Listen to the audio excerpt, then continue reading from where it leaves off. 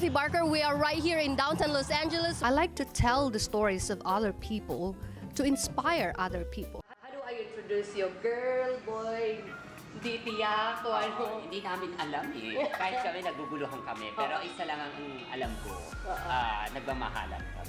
I believe that there are a lot of good stories from ordinary people like you. Hello, welcome to Effie Barker Human Interest.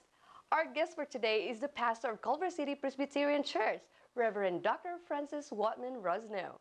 In this episode, she talks about the reasons why she followed her calling in the ministry, and she also talks about the things that she prayed for. Let's watch this.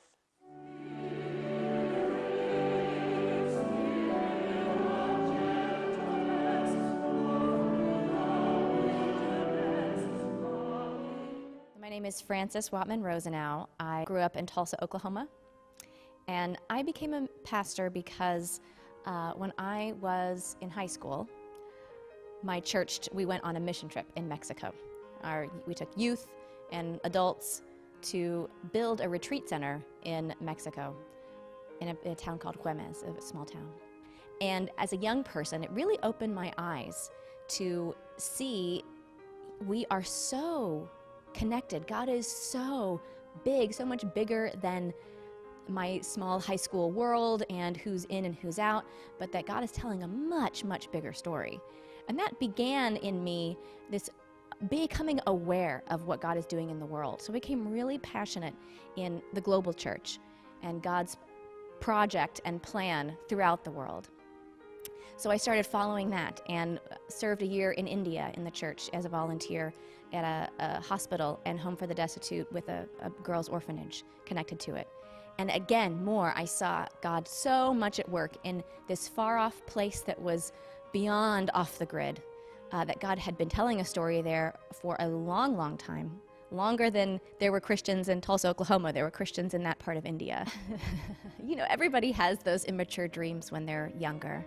I was very involved in dance and ballet, and was wondering maybe if I wanted to do ballet, or I really loved French and studied abroad in France. I was bilingual in French and thought maybe I could become an English teacher, or a French teacher, or an English teacher in France or something.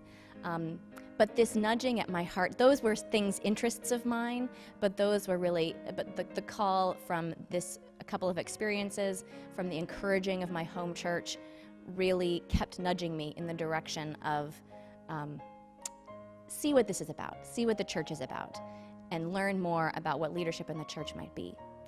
There were very influential people in my life when I was not just in high school, but maturing and going into college, who recognized gifts for ministry in me and said, you might want to think about this, you might want to think about what this might be. I didn't necessarily think that I was going to be a church pastor.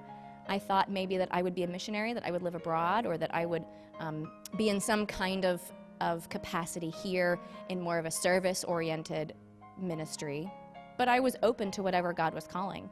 And really it came back to my passion for the local church, for a local congregation, and all of the complexity and beautiful ways that each individual congregation is the body of Christ, that stands with people when they are hurting. If someone is in grief, someone has passed in their life recently, and they come, where else can they go to if they really are in grief and in pain? They can come to a local congregation. As well as then, what if someone is, through a series of experiences in their life, realizes they want to give back more. They want to shed themselves of some selfishness that they've had in their life and be a part of something that's bigger than who they are. Where else can they do that but the local church?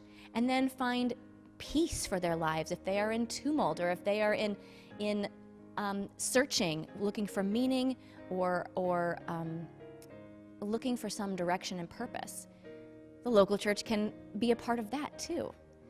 And I'm really passionate about the ways that together, as the local church, together we can live in courage, know peace, and see transformation in ourselves and in our community. And that's what we're about. That's what the church is about. And that can then spread into all kinds of things and projects and studies or mission projects that come out of that. But that's the core. That's why we're here as a local church. I felt that calling in my life, and other people recognized that calling in me too. That's a really big part of it, because if I maybe had some nudges or thought maybe God was leading me in this direction, but other people really didn't see those gifts in me, I believe very strongly in the call of the church, that it's not just a voice that I hear, but it's something else working in someone else's life that they see in me too, and they encourage me to keep pursuing whatever that might be. No one knows what my future is going to be. They don't know what I might be called to, and I, as a young person, didn't know necessarily what that might look like. But it's very important for me to see that mirrored, see my experience mirrored in other people, that they could also see those gifts in me. And so I kept looking and following and seeing what that might be and how that might go forward. Oh, what are the things that I pray? I think that my prayers are very similar to a lot of other people. I pray for peace in a chaotic life. I'm not immune to the same stresses and busyness that everyone else experiences. We work very hard to model a sustainable work life, so not being overworked and not being overly stressed. At the same time, life is hectic, and so I pray for God's peace to be with me on a day-to-day basis. I pray for my community. I pray for my family members who may be sick or may be in need of help. I pray for God's presence to be in people's lives that I know of and that I'm thinking of. I pray for the possibilities.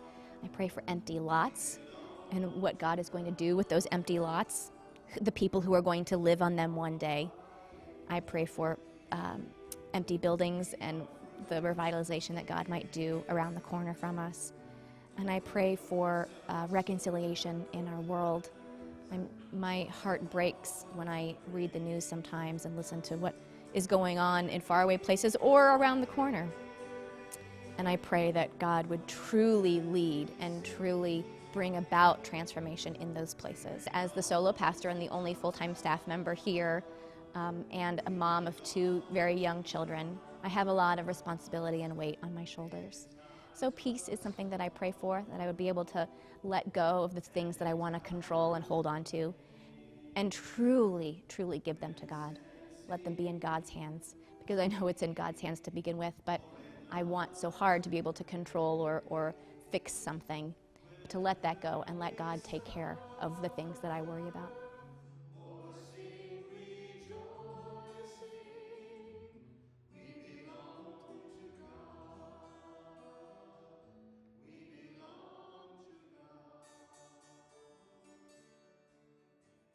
May all who come behind us find us faithful.